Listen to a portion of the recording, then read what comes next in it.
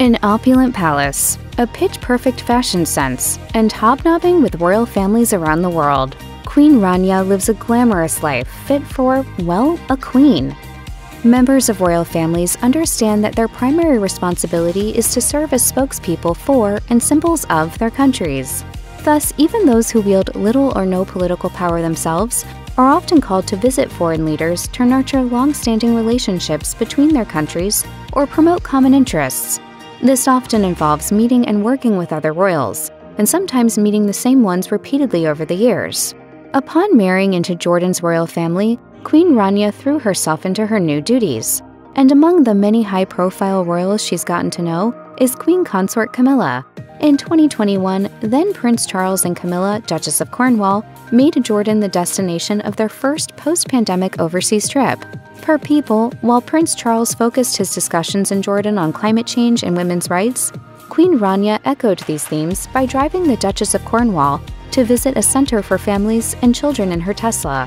And in 2022, Queen Rania visited Buckingham Palace at the invitation of Queen Consort Camilla to take part in a reception to raise awareness of violence against women, per Queen Rania's website.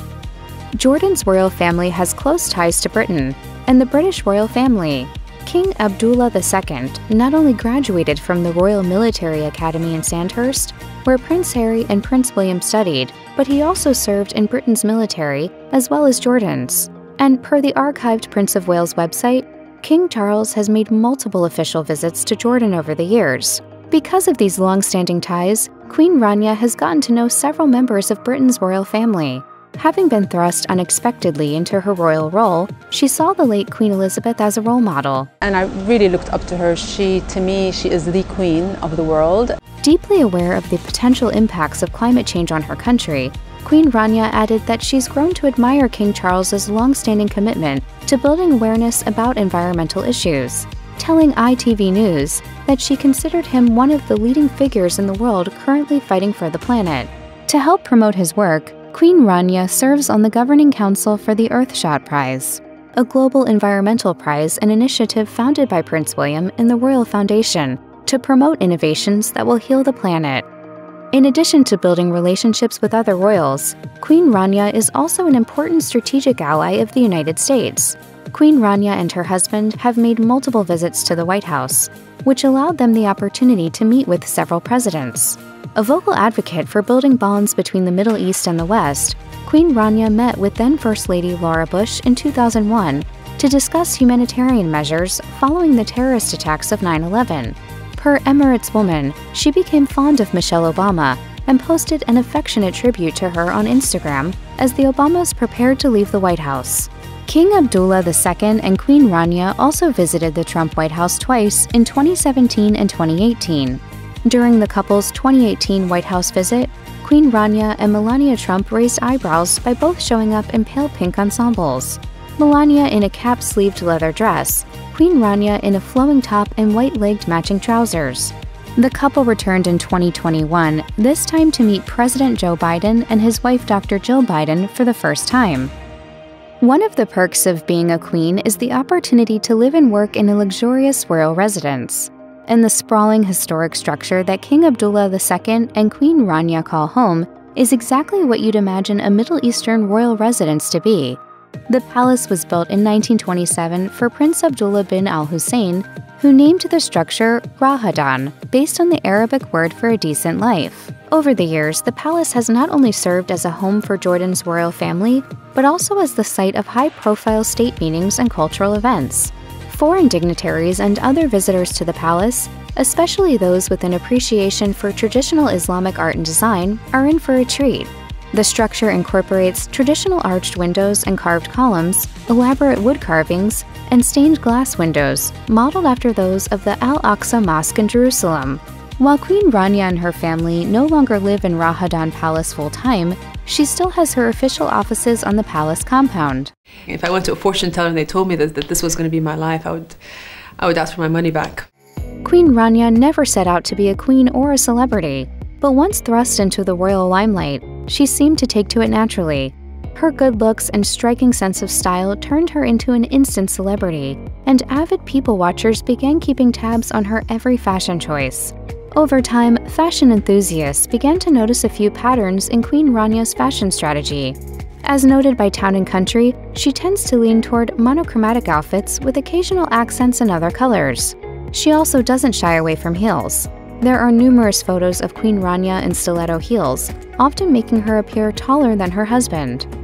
While it's obvious that Queen Rania enjoys fashion and has established herself as a style icon, she never wanted her appearance to define her. Queen Rania has used her love of fashion as a way to share her culture with the world. She frequently wears traditional Middle Eastern dresses to high-profile formal events, as well as pieces by Middle Eastern designers. During her visit to Istanbul in 2018, Queen Rania wore a black and red dress by Iraqi designer Ragda Toponi. It's impossible to confirm whether she chooses these designers simply because she likes them or because she wants to celebrate her region's culture and creativity. But in either case, she's shining a bright light on talent close to home. Looking at Queen Rania's website, you'd have no idea she was a millionaire many times over. Instead, you'll find copious information on her work advocating for child welfare and education, women's rights, technological innovation, and international cooperation and cultural understanding, along with information about the many high-profile boards she serves on and the books she's written. During her interviews, she tactfully keeps the focus on her philanthropic initiatives rather than on her lifestyle. In order to really represent it, you have to get to know what the issues are and really try to address them. But numbers don't lie, and it's clear even to casual observers that Queen Rania's fabulous wardrobe doesn't come cheap.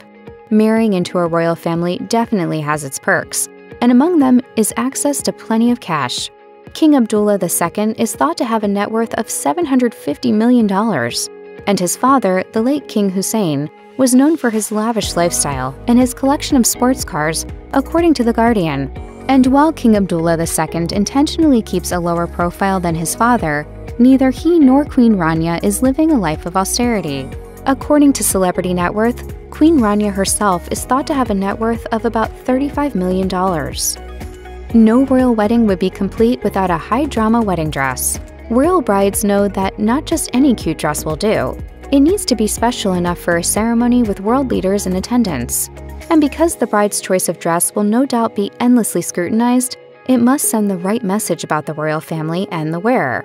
For her wedding dress, Rania Al Yassin also paid homage to past royal traditions. She chose to have her gown made by Bruce Oldfield, a favorite designer of the late Princess Diana of Wales. In designing this latest royal dress, Oldfield took his inspiration from Middle Eastern royal traditions, basing his design on the formal Syrian court dresses on display at London's Victoria and Albert Museum. The dress featured a long full skirt and a bolero jacket, both embellished with traditional motifs embroidered in gold. The wedding between then Prince Abdullah and Rania Al Yassin was every bit the high glamour event one would expect of a royal wedding. Their wedding day was declared a national holiday in Jordan, and the celebration was attended by royals from all around the world, and both the bride and groom were dressed to impress. But astute royal watchers noticed one traditional touch was conspicuously absent. Al Yassin was not wearing the expected royal tiara. As noted by The National, brides marrying into royal families traditionally wear jewelry from their family's collections at their weddings, then switch to pieces from the royal family's collection following the ceremony. A commoner from a middle-class family, Al Yassin did not have a family jewelry collection at her disposal. And while she certainly could have borrowed a tiara from her future in-laws, her choice to not wear a tiara showed the world that she wouldn't turn her back on her roots. While Queen Rania certainly could have afforded a team of nannies to care for her children, she embraced her role as a hands-on mother. She told Oprah, "80% of my life is normal like any other mother. I worry about my children, if they're doing all right. I worry that my husband is doing well."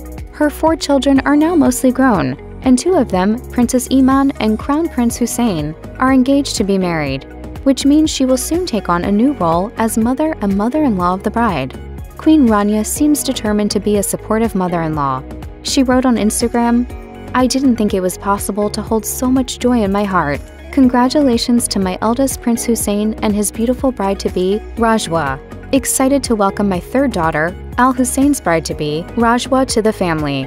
We're so happy for you both."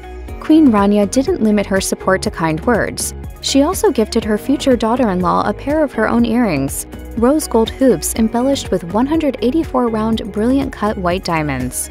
The bride-to-be was spotted wearing the earrings at a celebration for Queen Rania's 52nd birthday.